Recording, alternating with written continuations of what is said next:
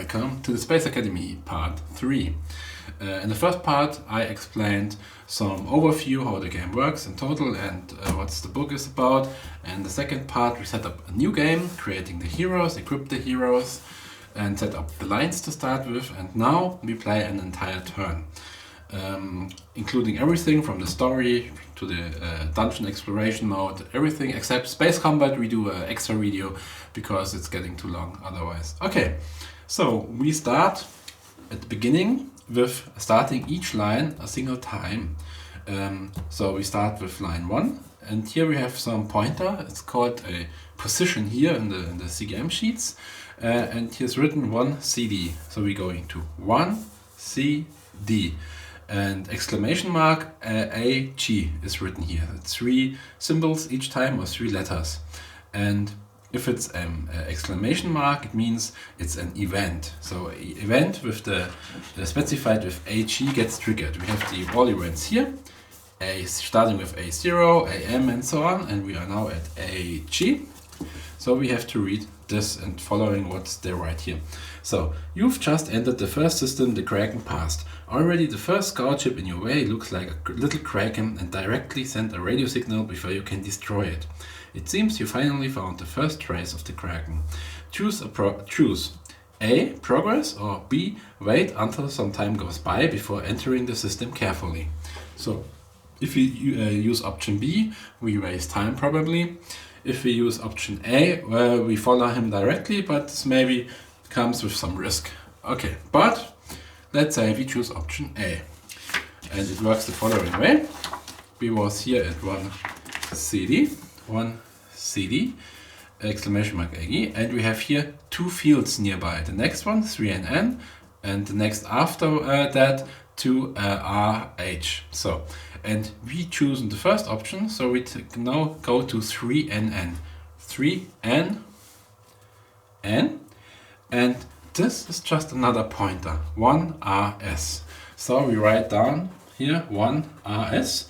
This means the line stopping now. Something happened, but now it stopped because we reached another pointer. Every time we reached after some event another pointer, then it's just stopped. And the next turn we just following this line again. We're going to 1RS and see what happened then. And the lines can do a little bit more than just make some branch, like going this way or going this way. They can also change some variables. We see soon. Now we go to the second line. We have here 1XE, 1XE, and here's just another pointer, 1UI. My English is not so good, but I hope you can see. So I write this right here. We are now at this point at the CGM sheet, and the next turn we progress. Okay, then line 3, 1FF, 1FF, exclamation mark AR. Okay, something going to happen. We're going to AR. Our long-range sensors discovered a moon in the middle of nowhere. It seems it lost its planet. The moon lost its planet and just passing the star system. No matter why, but you have a quite bad feeling about this presence deep inside your mind. But its mineral scans detected terrific resources. You start another scan. Okay, there's a moon and it looks like there's something worth inside maybe, but also a quite bad feeling about it. Okay, we was at 1FF. Now we have no option. It just was some little story piece at the moment. So we choose the next field. We not take the after next one because we have no option B. We just take option. It's like taking option A if you go only one way. So 1HX 3NR. 3NR is the next field. This is a point again, so we stop the line. Then we have the fourth, the last line. On EV, A plus 2. This can happen. This is variable A gets added by 2 points. So we have this line, have variable A.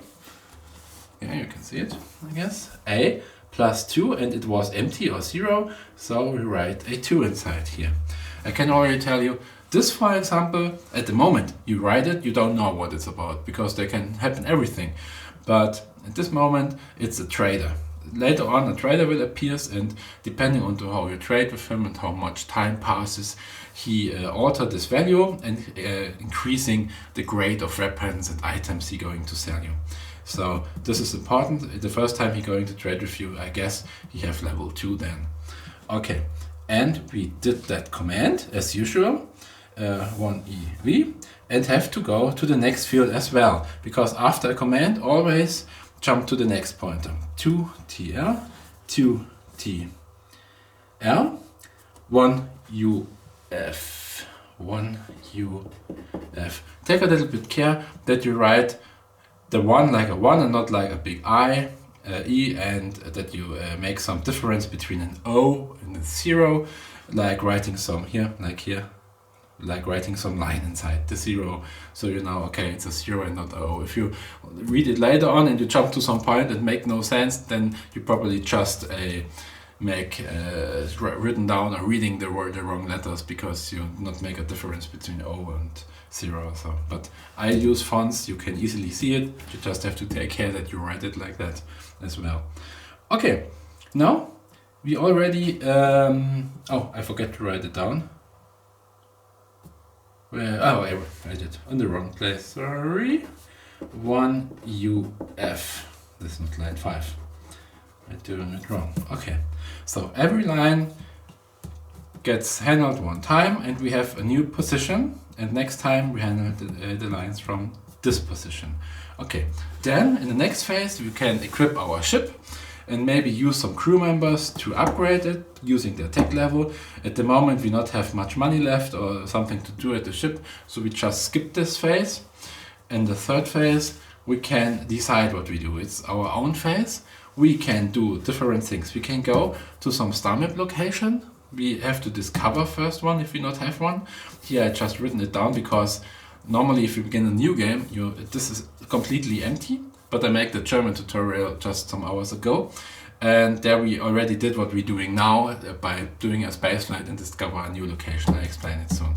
Or what we can do too is activating a single line again. For example, if we say we have a lot of money and we now want to visit some special trader or something, or triggering some line here again to push it forward, then we say, okay, now we activate line 4 again. Then we go into this pointer, going forward until we get some, if we get some event, we're doing the event, and until we get some pointer again, and then the line is paused again. So we can push special things forward if we like. In our case, we say, no, we want to discover a new location because we want to fly to some place to fight, gather experience, gather weapons, find items, and so on. So we go here to with the space combat and initial space flight sheet. This is this sheet here. Whoop. This is about combat rules and handling the combat itself. And here's initiate space flight, because if you're doing a space flight, it's not meaning in any case that you trigger a combat. If you're flying safely and not risk too much, you can just fly through and find a location, everything's fine.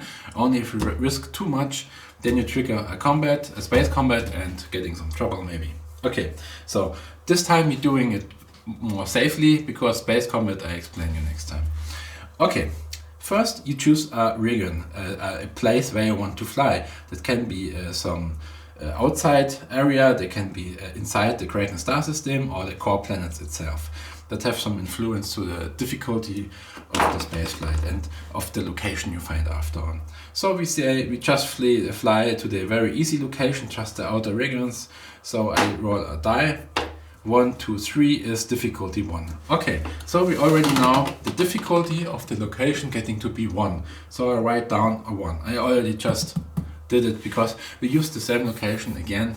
They get randomly drawn by dice rolls, but we used it again because it was very, very interesting. It shows very different kind of rules, mines, and things that can happen in the ground combat. So I want to use the same map again. So I not roll the dice, but I do. So you see how it's getting created in the real game. Okay, so that was the region. Okay, then we have flight options. flight options can influence the way how we fly. The normal flight is everything like standard, but we can also do some extended flight, for example. Then we add a +2 to the flight difficulty. The flight difficulty is at the beginning the same as the location difficulty, but can be increased if we risk more. For example, we want to find some very specific planet with some specific race or so. Then we can invest changing to this mode, but the risk that we get founded, that we get some combat in the flight is getting increased because we have to fly longer, searching more planets to find the right one, and that can trigger space combat in that case. But let's say we do a normal combat, we maybe choose here some special option. For example, pay a smuggler will lower the risk, but we take smuggle goods. So we smuggle illegal drugs or so and get 10 credits for the space flight if we successfully do it. But the flight difficulty getting higher by 2 points. So we have 1 basic difficulty plus 2, that means 3. And now we make a dice roll. Simple dice roll with a 6-sided dice. We roll against the space flight difficulty, and an exception to all the other rolls in the tests, probes in the game is, it's written here as well, you have to roll a higher value. For example, in this case, we need to roll a 3 or higher. Okay, 3 higher is 3. In this case, we was unlucky. 3 is not enough. That's exactly the value. So we triggered a space combat. We roll another dice to define which space combat we trigger, but in our case I explain the space combat next time, so we just cheat a little bit. Oh, I roll a 6, we don't have a space combat, the flight was successfully, and we're going right here to generate our own location. Space combat we're doing next time. It's not so complicated, but we do the entire turn, everything else, so it's getting a bit much content, and I add it later as a second video. Okay, location generator. That's not as complicated as it sounds like. We have a map. The map type, there can be different types from space station, on the surface, dungeons, mining stations, in space, core planets, and each type have another type of maps later on. For example, here we can show you. We have the maps here.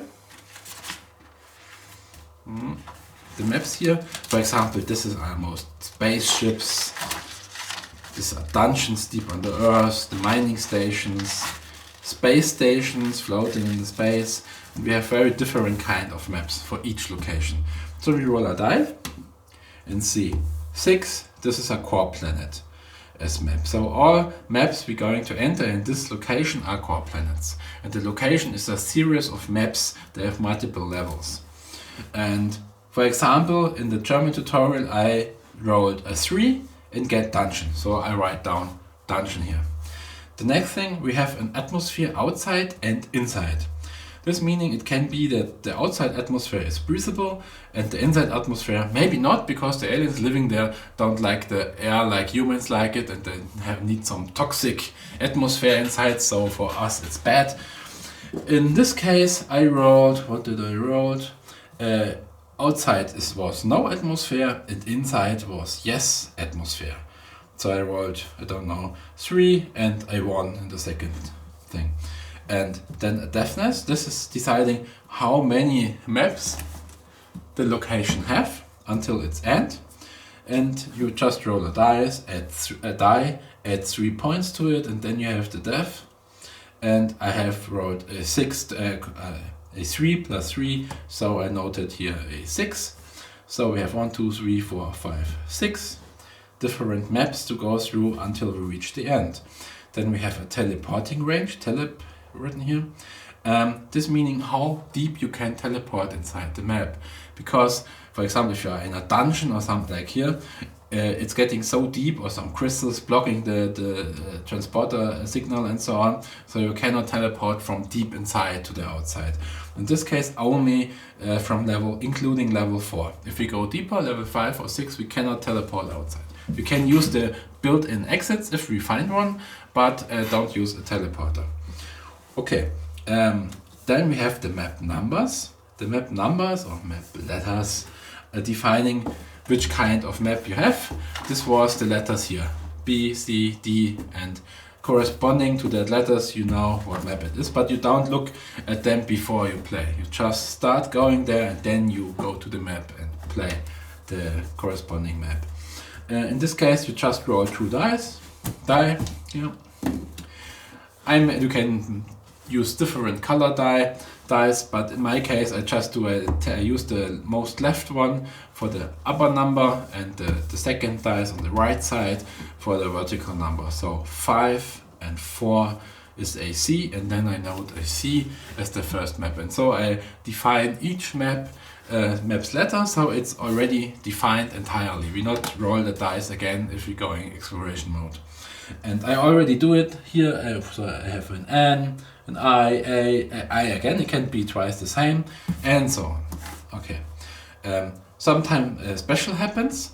That meaning you can normal, a non is just nothing special. In this case, we don't use any special thing, but it can be one way. That means you cannot return and go backwards during you discover the map. In my game and my long play I played the last time, I have that, and it was quite struggling because I don't find some exit and I cannot return back, and I have no teleport in my spaceship. That was the reason why I bought a teleporter this time for my spaceship, so we can teleport outside if that happened again. But I survived luckily so far. And self-destruction means you can play it only a single time. In normal cases, you have this location defined now, and you can go back there in the next turn if you like. You can discover a new location and save it here or in the third line, but you can always going back there and just play it again, or teleport already if you already discovered it. You can teleport again in the map you was last time or you already unlocked. Okay, and if you want to save more S3 locations, you have to expand your hypernav memory here in the ship, and then you can save more locations. Just have to drink something. Very dry here. Okay. This was the special. We have nothing, and we have the race. You roll a die, and you see what is the main race appearance in the maps. Sometimes you can have some minions from different races as well inside a location, but the main race in this location is what you're rolling out now. And in our case, what we have had, the beasts. So I rolled a 5 last time. So I not repeat it because we're doing the same again. Okay.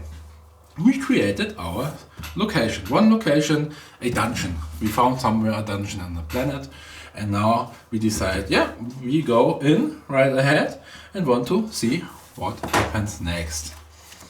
Because we need money, we need experience, so we not want to skip this chance and going here to the maps. The first thing is we have here the legend explaining every icon used on the map, and then we go to the map. The dungeon here,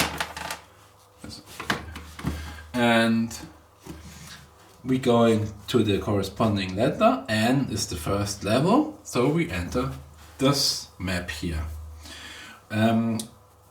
It's tile based, and there are just symbols or letters explaining what the fields, what is the meaning of the fields. For example, these arrows are the entrance points. We go inside this place here with this tile, but we can choose one entrance.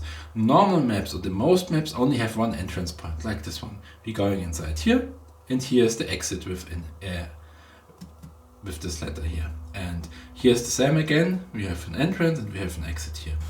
But sometimes you have multiple, sometimes 3 different entrances, so we have to decide where we want to enter the level.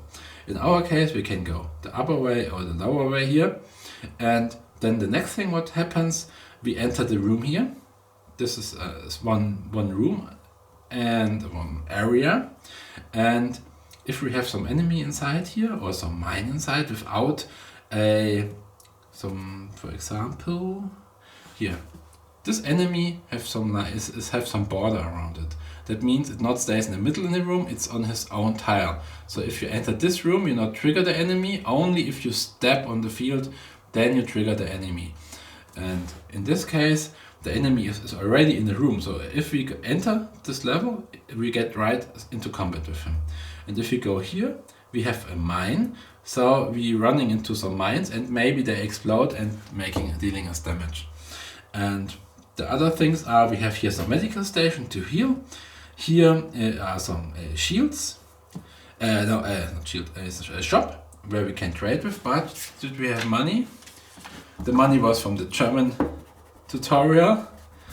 Sorry about it, we have nothing. We are empty, out of money. Okay, so it makes no big sense to go to the shop, not worth it. So let's fight against the enemy. And here's written I1, meaning as enemy, the letter for enemy, and 1 is some level upgrade. If it's just enemy written there, then you know, okay, it's just the level difficulty. In our case, we have a location with difficulty 1, so it's a level 1 enemy, level 1 beast, we know. And if it's in this case like a 1, then we add the 1 to the 1 of the standard difficulty, we get a level 2 enemy. Okay, let's handle it. We can take a look inside the rules, how the combat is handled, but if we already read it once or get the game explained how it works, we only need to use this sheet,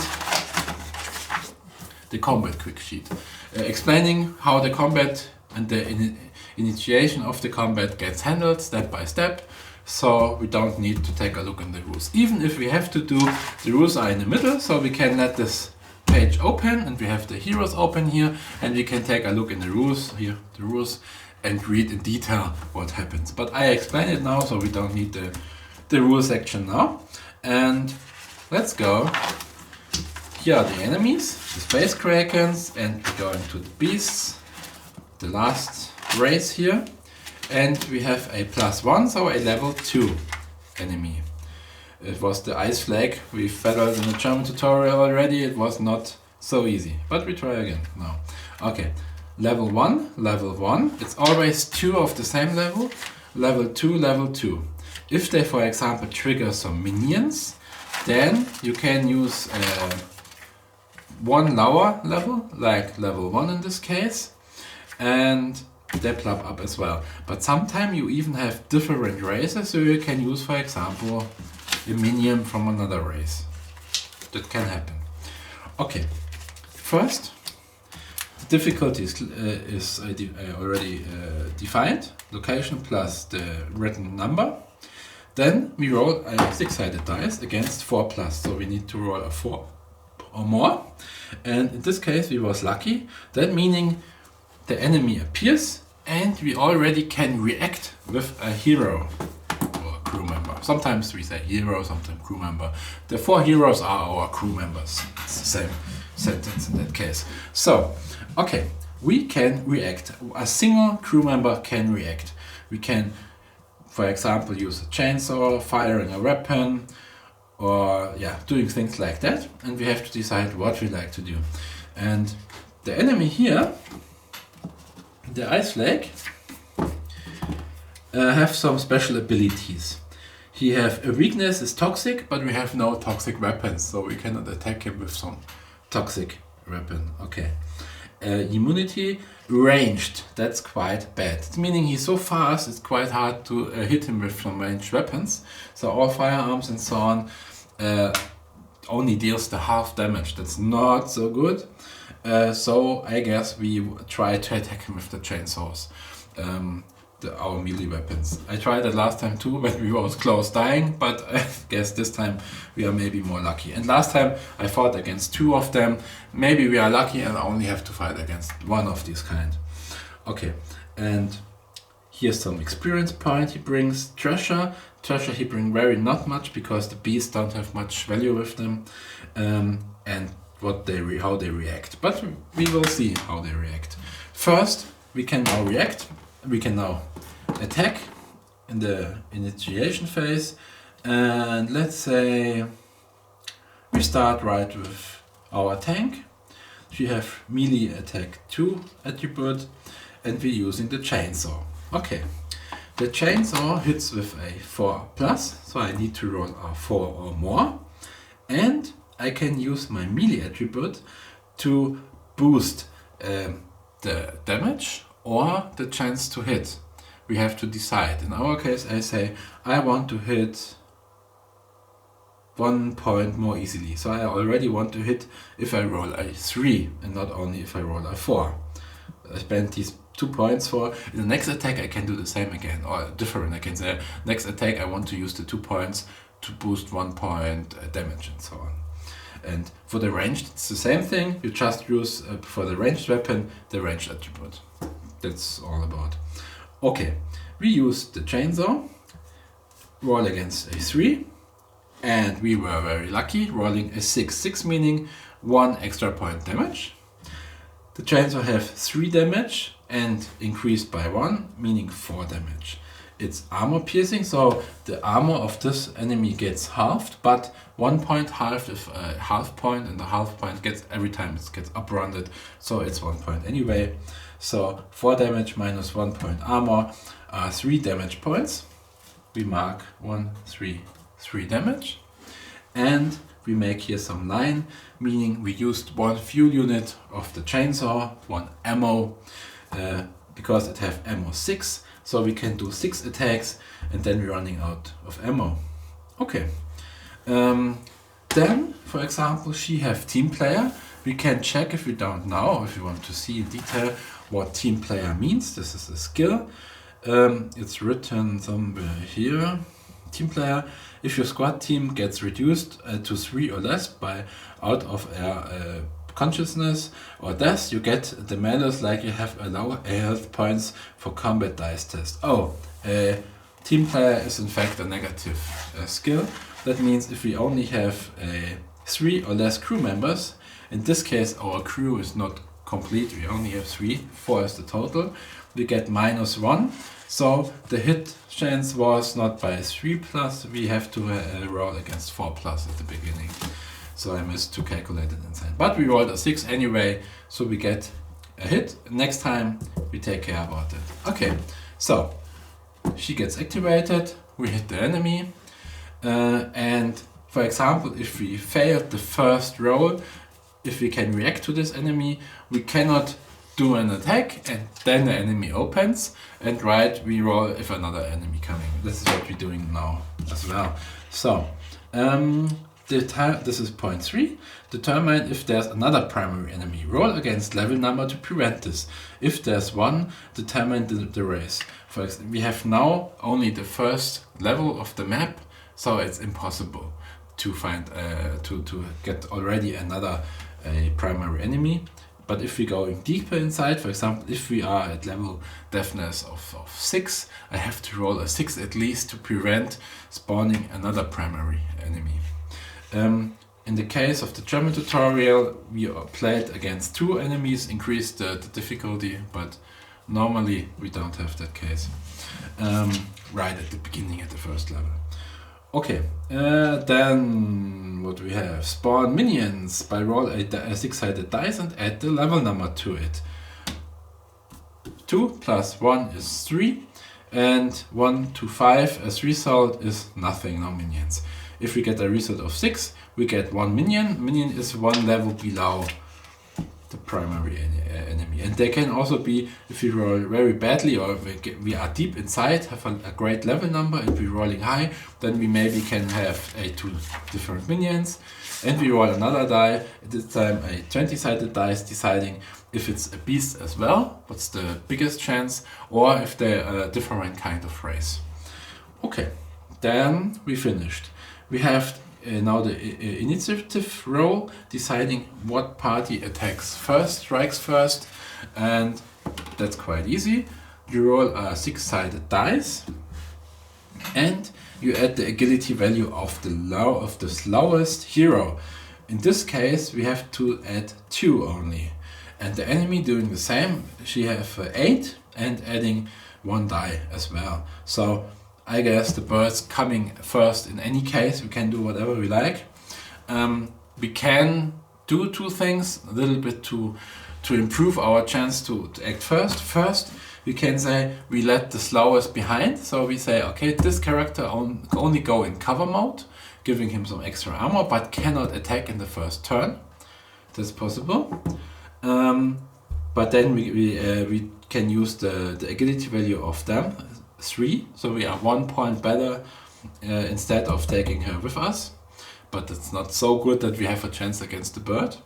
And the second thing is we can use oxygen, or taking a deep breath and going inside with full power.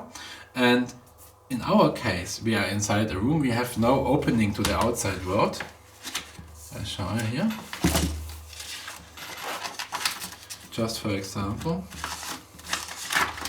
as example, we are covered around. These are walls, the black thing, and the room have no connection to the outside. So everything inside the room count as inside, and we have oxygen because inside we have the definition of our location, and it says inside the rooms is oxygen, we can breathe, so we don't need our extra oxygen.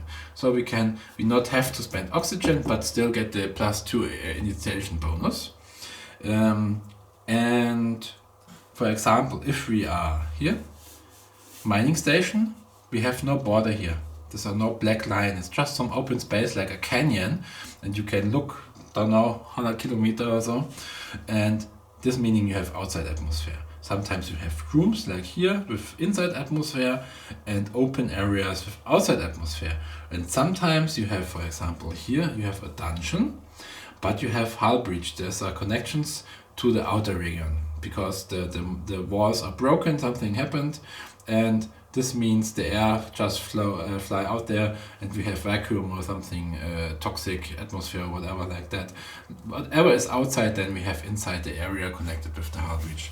In our case, we can breathe, everything fine, and we roll a die, and at the lowest here, 6 plus, okay, we say we put her in cover, so agility 3. 3 plus 6 is 9, and we get 2 points by spending the extra oxygen or by taking a deep breath if we have breathable atmosphere.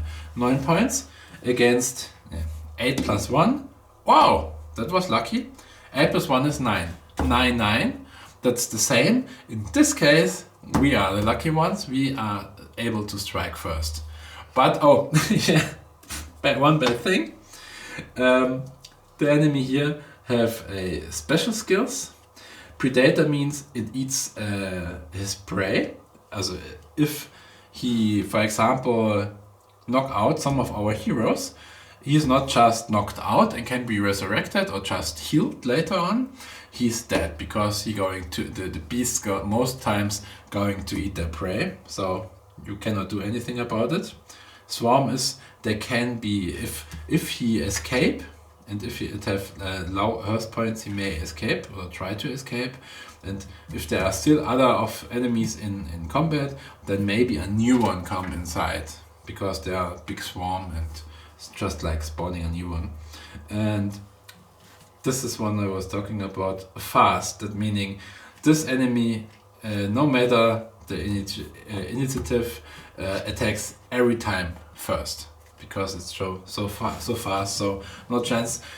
I just want to show you how to roll and define the initiative, but even if in this case it makes no difference because this enemy attack always first. Okay, now we are in combat, and each combat turn you have to spend some oxygen because you pass out of oxygen, and if you have no oxygen left, then your crew member dying. But in this case we have atmosphere, as already said, so we don't have to take care about that. It makes it a little bit simpler. Later on we come to a map, we don't have that atmosphere, and then we get some little trouble by using oxygen. Okay, now here attack, we take action each hero in an order we can define, and the same here again, then we again, and so on, always. Okay. Let's say I lost my rubber. Good. We roll a die for the enemy. 6. We was lucky. Idle. That's meaning they do just nothing. It just wait. Okay. Now is our turn. And what we do. Let's attack with the chainsaw. Yeah. Again. And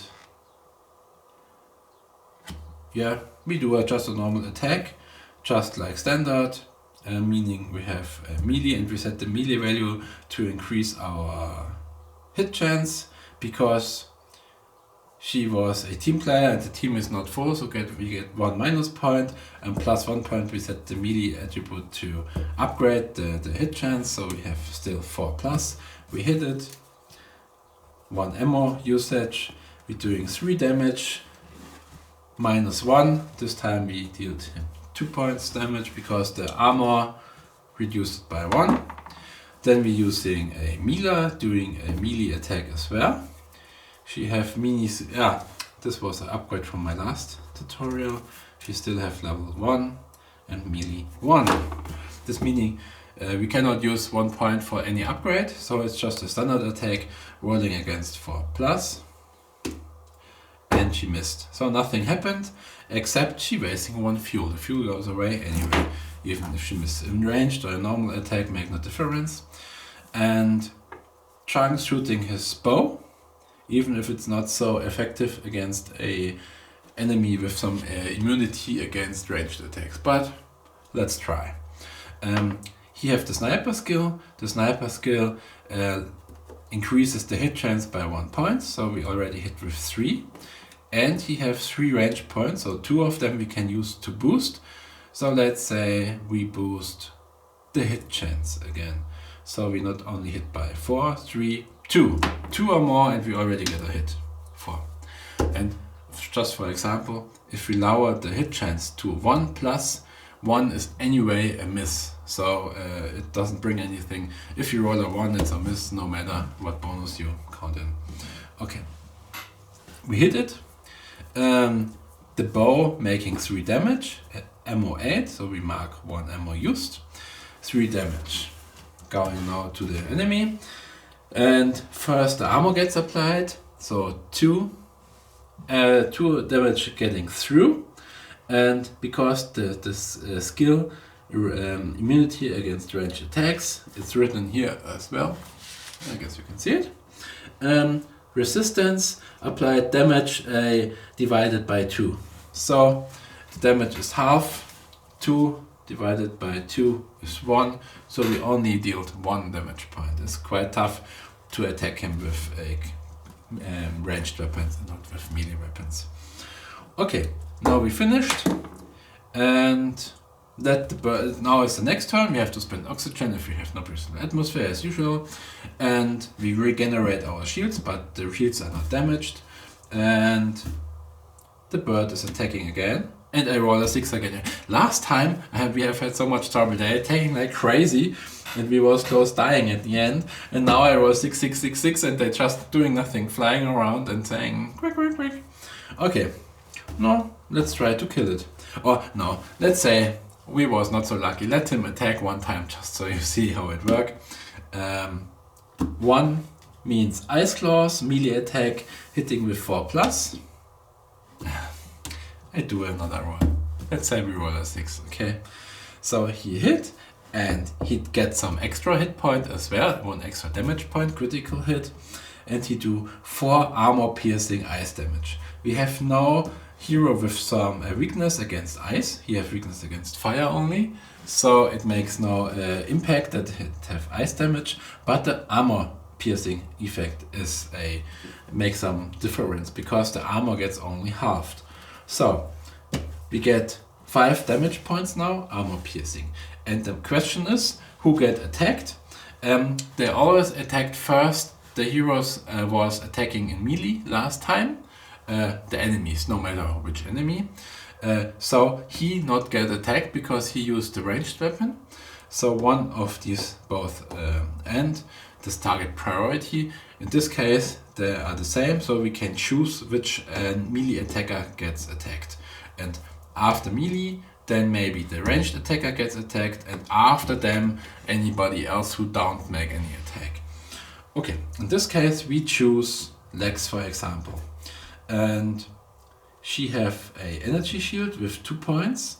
So first the damage gets reduced. It was 5 points, so 1, 2 points get reduced by the shields, 3 points left, and she have 1 point armor, which gets halved because armor piercing, but 0.5 is gets up rounded after halved, so it's still 1 point. So from the 5 points we have 3 points, 2 points, 2 damage points. She's going to lose by the attack of the enemy. Okay, now we strike back, and our turn again as usual, and we make something special. Once a turn we can do some flank attack. Flank attack costs some extra oxygen. It's no trouble this time because we have enough air. And you need at least, here is defined, for example, where it was flank. 1 hero attack with +1 damage and -1 difficulty. Pay 1 oxygen if used, if used, and require 2 heroes at least. It means you have to, if she's alone, then she cannot do it, but if you have another hero, then she can go to the backside or somewhere and hit the enemy in the back. So that's the matter of this attack. So we roll a die, and first we have to decide, we have 1 bonus for the melee attack again. We have 2 points, so we decide to increase the damage by 1 point. Okay. And the damage is already increased because the flank attack, so we have 5 damage now, and the hit chance by 3. Oh, okay, we get a hit.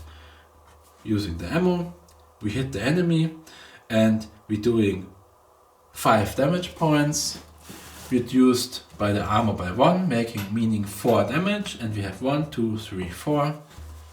That's enough to destroy the enemy. And because it was the last one, the combat is now over, and we gain the experience points.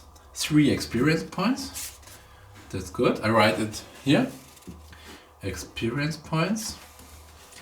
And in any way we get credits corresponding to the treasure level.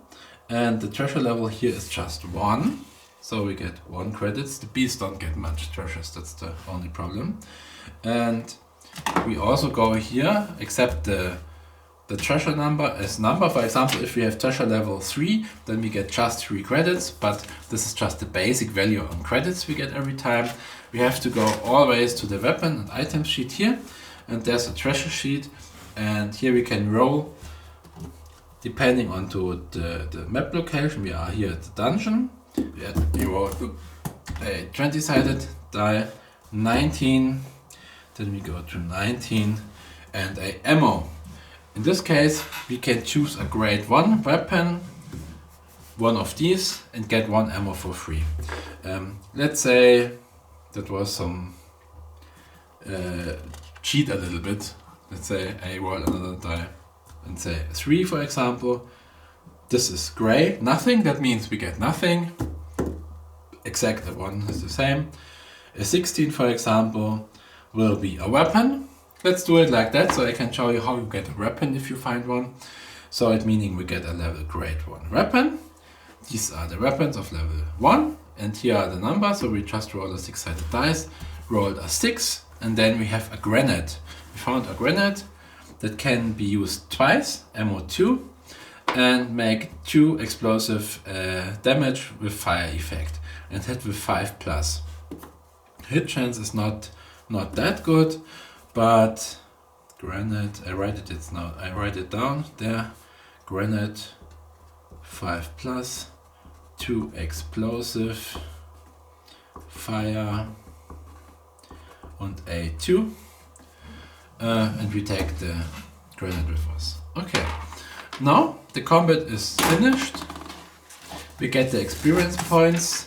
3 experience points are not enough to upgrade, because to get the next level, level 2, meaning we need 2 times 2 is 4 experience points. So 1 experience point more and we can upgrade a hero. But so far we don't have enough. And we are right here right now. Did we get some damage? Yes, we get some damage. So we go to the plus. This is a medical station inside the map that can heal if you spend the action, and as I said again, we don't have to spend oxygen because we have a breathable atmosphere, so it's no problem. We can just use it without spending something. Up to 3 times. It's explained. Everything is explained here. Plus med station. Spend 1 action and heal 1 crew member 4 health points, maximum 3 times. So they are all undamaged. Only she is damaged, so she's using it only a single time. So 2 times left, and she's full. Everything's fine. Then we have an exit here, or we can go to the laser barrier here, but getting some damage by the laser barrier, and then the enemy level 1 attack us. No, what I've said, the mine. We're going from upside, downside here, and then the mine will maybe explode and dealing us damage. But we don't want to go to the shop right now, so we just, after getting here to the plus, we're just moving here to the exit. And the exit directly guides us to the next map. In this case A, B, C, D, E. We are here at the dungeon. Huh? Yeah, right. Okay, we have to decide. We can fight against them, multiple enemies, but there are treasures inside. But 2 enemies, and they are in a single room. There are no walls. So it meaning if we enter the map here, we trigger both combats at the same time. Meaning first you have to absolve 1 combat and then the other one. You can choose first if you want to fight against the stronger enemy or the weaker one. And the enemy 2 here, meaning you have to add 2 to the difficulty, and the location difficulty is 1 plus 2 is level 3 enemy. That's quite tough for the beginning. So I would say no, we don't risk it. We go through the laser barrier. Laser barrier is a little bit like the mines, but they always do damage. You cannot go avoid it. It's just a wall, a laser wall, and you go through and you get a little bit cooked. And the number here tells you how much is the damage. For example, here, laser barrier, the damage is the same as in the mines, and the mines dealing damage is the level difficulty, in this case 1. Divided by 2, rounded up, still 1. Number, if specified, gets added. So 1 plus 2, meaning 3 damage points if you go through, each time you're going through some laser barrier. Here there was a level 2 laser barrier as well. And the shields from our heroes don't get applied because it's laser, but the armor level. In our case, only the tank have some armor level. So she would suffer a 2 damage points per laser barrier and they 3 points. But we going that way. We will not want to go backwards or teleport out of the location because we want to still get some more treasure or something like that. So 1, 2, 3, 1, 2, 3, 6 damage points in total. We can try to heal if we go through both barriers. The same here. And she get 1, 2 and 1, 2. And if we staying right there at before the exit, we don't know what happened next. Maybe we get directly confronted in some combat with some enemy. We spend... Didn't we have some medical kit or so? Yeah, we have had a medical kit. I used it in the German tutorial. But at the start we have had 1 medical kit and they can be used once. That's why I erased it already. And healing 5 first points. So we're healing... Let's say our sniper, 1, 2, 3, 4, 5 first points, so only have 1 damage at the moment. But we have no medicine or medical kit anymore to heal damage. Okay, then we enter the exit, where was here, the exit, and going now to level number 3, it's an A. Now we are here at the A. This is the entrance. First, nothing happened, we're just inside a room. Then here's a door. The door can be opened just by spending an action. And then we have here a little bit of trouble. We have a mine, making the same damage as the laser barrier, but we can roll mines. You maybe can go, it's depending on your agility, maybe can you pass by without exploding it. We have some obstacle, this is X.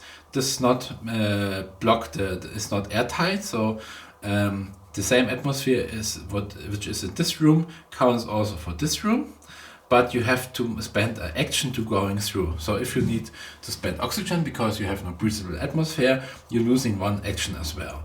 Then we need another action to pass the second minefield, and spending action to try to open the bulkhead. It's like a door you can open with action, but you have to make a technology test if you are able to open it. It can take some time if you're not so good in opening doors. Okay, and the most important thing, we have hull brakes here.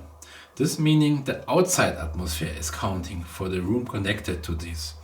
And in this case, we are unlucky, we have no atmosphere outside. Here defined at our location, inside we have atmosphere, yes, outside we have no atmosphere. This is meaning as soon as we enter the door here, then we have to spend oxygen for each action. And I would say we do it because we want to go here and get the treasures laying around here. Okay, we enter it. The first thing what happened is we going inside the minefield because we want to pass this area. So we went inside the room, spending one action. Spending one action meaning we have to spend one oxygen unit. It's make no matter of which hero's tank we use it, we have the total value of 6, 6, 6, 18 points. So we can spend 18 points before we're running out of oxygen in this case. Okay, 1 point spent. We have the minefield. The minefield hits us if you, depending to the agility level 1, 2, 3, and all of our players have between 1 and 3, a 5 plus, and we can avoid getting damaged. Okay, so we roll for each hero a die. For the first one, yeah, he avoided.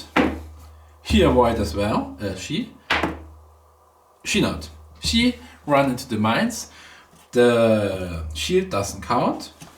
By the way, the shield energy is recharged after combat. We have it, the last combat is already over. Then it's full again as usual. But she gets hit by 3 damage points. It's the same with the laser barrier. Shield doesn't count, but the armor gets applied. She has 1 point armor, so she gets 2 damage points again. Okay, unluckily, but she's still alive. Okay.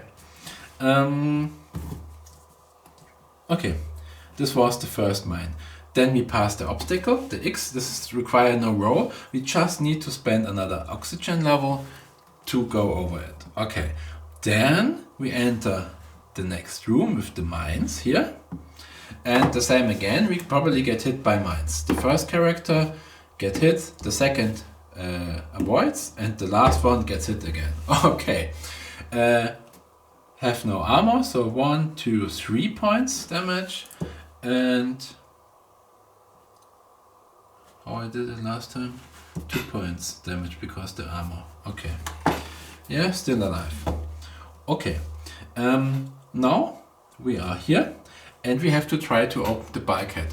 One hero have to make a dice test now. So we spend an action and the hero with the biggest or best tech attribute should do it, because you have to roll 2 dice and add the tech attribute. For example, we roll now 3 plus 3 is 6.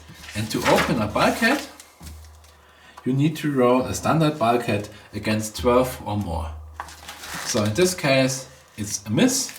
And because we have to add a tech of 3, it's meaning we not need to roll a 12.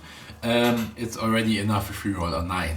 Okay, we spend oxygen, it don't open. So we spend another oxygen, roll the dice, 9. Hey, super. Okay, we opened the door, still have enough oxygen left. And by going through the bulkhead, we are inside this room here now. And here, the door is here closing again. We have atmosphere again, and we don't have to spend oxygen for further actions. But remember, you cannot refill your oxygen level. Only if you are at some oxygen refuel station or back on your spaceship or using some special item that refills your oxygen level. Because it's like you're going diving, if you just reach the surface, you cannot refill your tank. You need some pumps, some special machine refilling the high pressure oxygen tanks. So just being here doesn't refill anything. It's not just taking a deep breath and you can go there again for some longer time without oxygen. That doesn't work. Okay. We are here and now we can decide. We go right side, just above some obstacle, make no difference now, because we have atmosphere inside. Maybe the next time we find the same map with no oxygen inside, and then it plays complete different. But in our case, no problem, we just can go there and go to the exit and enter the next level. Or what we're doing now, I would go to the treasures here and collect them. So we open the bulkhead. In this case, we have oxygen, and so it means it makes no difference how often we try. We try to make the test right, so we not even have to roll the the six-sided dice. It always counts as a 12, because 12 is the best we can roll.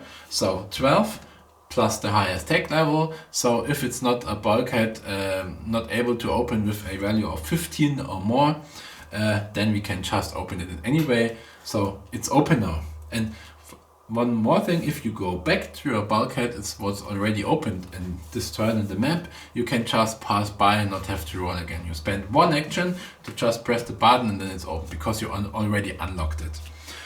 Okay, we go inside, we have an enemy, and we have to fight against that enemy. And by the way, it's already the third level. That makes it different for spawning enemies now. Okay, so let's go to the enemy. Make another combat, and location difficulty plus, yeah, okay, we get, there was no extra difficulty, so it's only a level 1 enemy.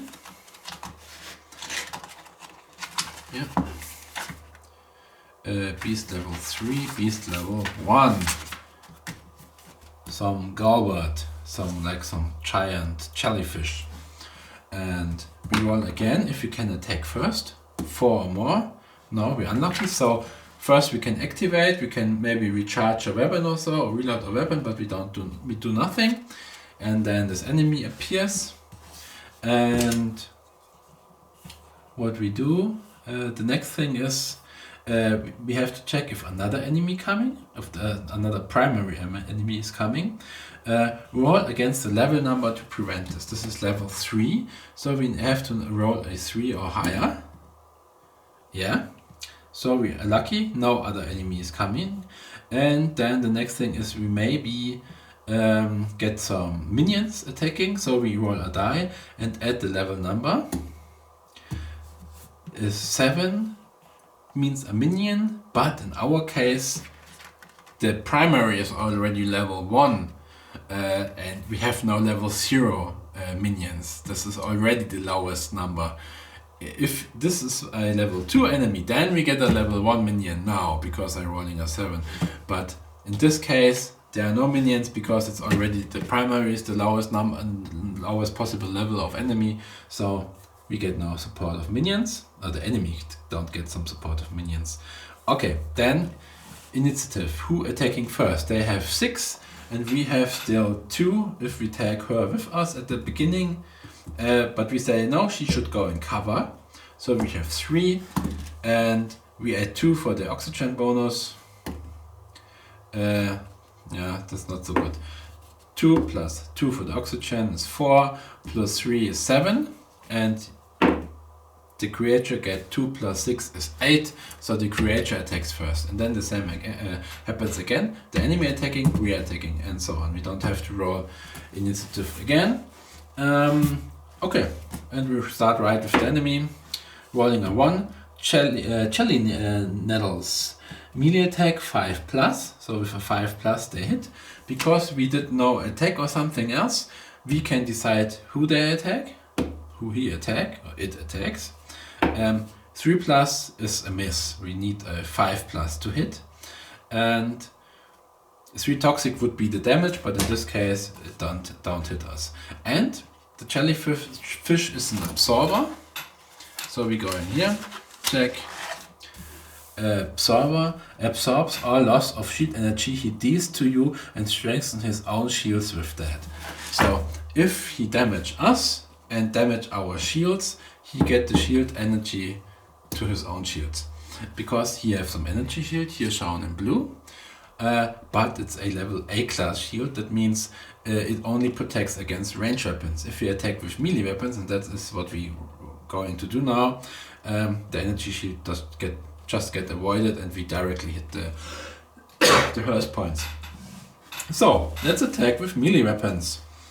He have no melee weapon, so we start with flex. And let's say she do the chainsaw attack, she do a flanking. We don't, anyway, we have to not have to spend some oxygen level. And we have to roll against 4 because the flanking against a 3. And we use her attribute to increase the damage level by 1. So against a 3, a miss. Okay. She wasted fuel again of the chainsaw. She used her chainsaw as well. And miss. And the question is, I guess I don't want to waste ammo by attacking with my bow, because getting the shields low is quite difficult and they should do the job and killing it with the melee weapon. So he just idle and she just go in cover. Okay. So next turn, the enemy do number 4. It's an attack against 5+ and miss. Okay. Then we attack the same with her again. The same attack as last time. And miss again. At least a chainsaw cannot have some jam. If I have a ranged weapon and I roll a 1, the weapon is changed and I have to try to unjam the weapon. And unjamming is you rolling a die and adding your attack ability to it. For example, if he tried to repair a jam, 3 + 3 is 6. And the actions I explained here, unjam a weapon, you have to roll a 8 to unjam it. But if you try the next turn again after missing the first one, you only need to roll a 6+.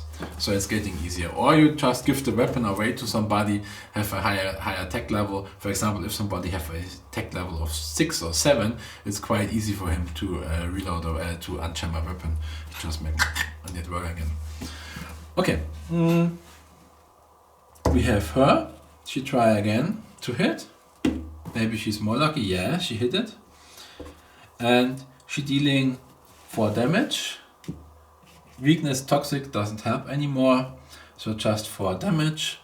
And the immunity doesn't help him as well. So, and armor it doesn't have. So 1, 2, 3, 4 damage points. 1 damage point more and it's over. The enemy face a 6. Recover full health points. Yeah, this jellyfish is not so easy to destroy. Okay, our turn. We have a last attack from her side, then the ammo is empty. The same kind of attack, flanking and 1 point damage more. Yep, and she hits. This time she hits. Meaning 3 damage plus 1 for the flanking is 4 damage, plus 1 for the skill, meaning a 5 damage points, and this is already enough to destroy the jellyfish. It's just a level 1 enemy. Okay, we get again treasure 1 and experience 1, meaning treasure 1 and experience points. We have now 4 points. I erase it because I spent 4 points to upgrade 1 to level 2. 2 times 2 is 4, so we need that. And we go to what we do, melee. Yeah, we do the same as I did in the German tutorial, because we have so much melee enemies here. Enemies we have to attack with melee weapons. We increase her melee skill so she's able to better attack them. Okay, and then it's getting interesting. We can get some loot. First, for the level 1 enemy we defeated, we roll a die here again. This time I'm not cheating. We are dungeon level 11 is a weapon, a item, and item level 1, grade 1, I roll a die.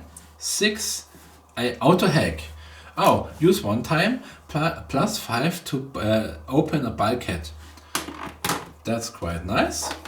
Who take it? Strength, tech level 3, it make no big difference. I gave it to her. Auto hack. Auto hack. Use plus 5 for this. I write a B down for the bulkhead opening. And this is For example, in the last case, we try to open the bulkhead without oxygen, and we have to spend each time on oxygen. We can just use that item and we get some +5 bonus to our roll, and it's quite easy to open the bulkhead and we not have to spend so much oxygen. Next time maybe quite useful. And I show you the map again. There was 2 treasures which we can just take. We was right here. Here we was, the enemy is defeated. We go to this treasure and we go to this treasure. To enter one tile we need 1 action, and to go in here 1 action and here 1 action. But we have oxygen, so I not have to lower our oxygen level as well. So we can just move and get 2 treasures. Treasure is no number defined, so no number gets added to the value. If it's a treasure, for example, with the number 2, we have the standard difficulty of the location with 1, and we add 2, we get a level 3 treasure. And for example, if we are already in a location with the difficulty of 2, for example, then we get a normal treasure who have the worth of level 2, grade 2 treasures. But in our case, just level 1. But why not? Let's first we get the cash for the treasure as standard. Treasure the grade 1 is 1 point, so we get 4 points. And we roll what we get. 17, dungeon 17 is a weapon. And 16 is a weapon as well. So we found 2 weapons. Grade 1, roll a die. A3 is a rifle. Who take the rifle? He's the sniper. Rifle 4. And if you don't plan to use it, or if because we want to sell it again, or if you have the same weapon already in stock, you not have to write the parameters here. It's just a few numbers, but you can just spare it out or later on write it if you need it.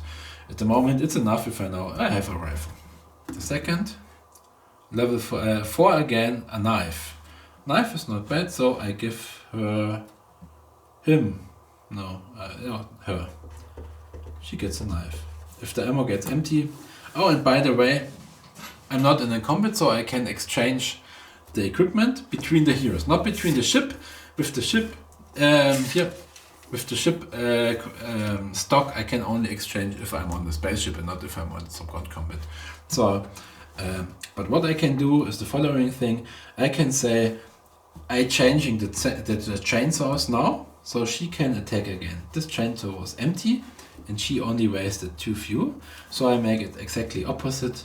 She have only now a chainsaw only wasted 2 fuel, and she have a chainsaw entirely empty.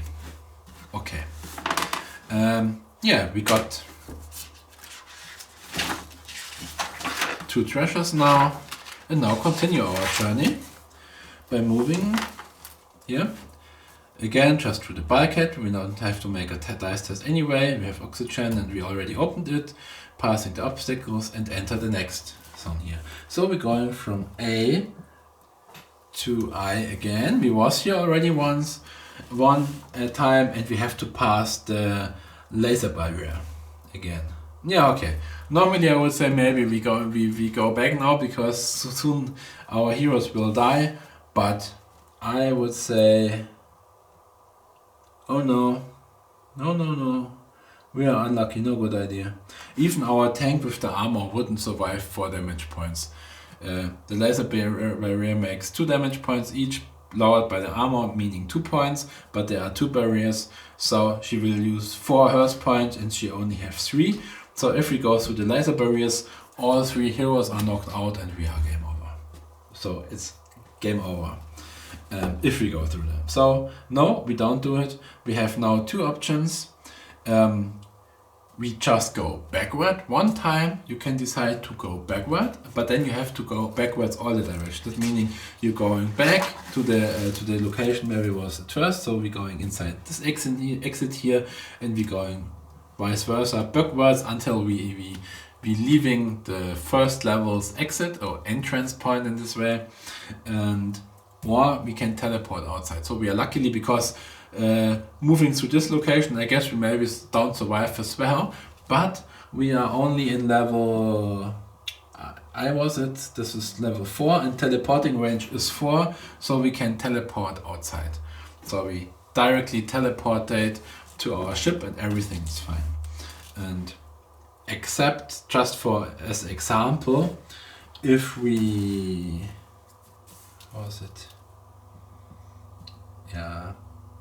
no, we don't go forward. I just explained it, how it can work, how you can leave the map. You can go backward until level 1 and you get the entrance point, or if you somewhere find some tile with the backsplash here, this is leaving the entire location point. So if you went here, you out of the location and directly back to your spaceship. And the normal exit is just moving you forward to the next map. And if you reach the last map, for example in our case the K, this will be the last map, number 6 in our location. And if you went here and managed to fight the last enemy and going to the laser barrier, here is an entire exit anyway, so you would exit the map in any case. And if you just go to a normal exit and it's the last exit of the last level, then you also exit completely and go back to your spaceship. So we are now back on the spaceship. We can exchange weapons with our ship, but we don't have any weapons there. So I guess we let everything like it is.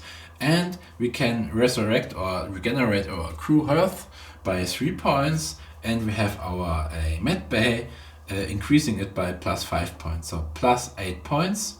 So only have, this is enough. She healing completely. He is healing completely as well. 1, 2, 3, 4, 5, 6, 7, 8. 1 damage point is left in her case because she has so much health. So this point is still damaged. She has a little patch in somewhere in the body, but no serious injury. So I guess it's no problem if we having some combat in the next phase. So I put this inside again, and this was already 1 turn. We have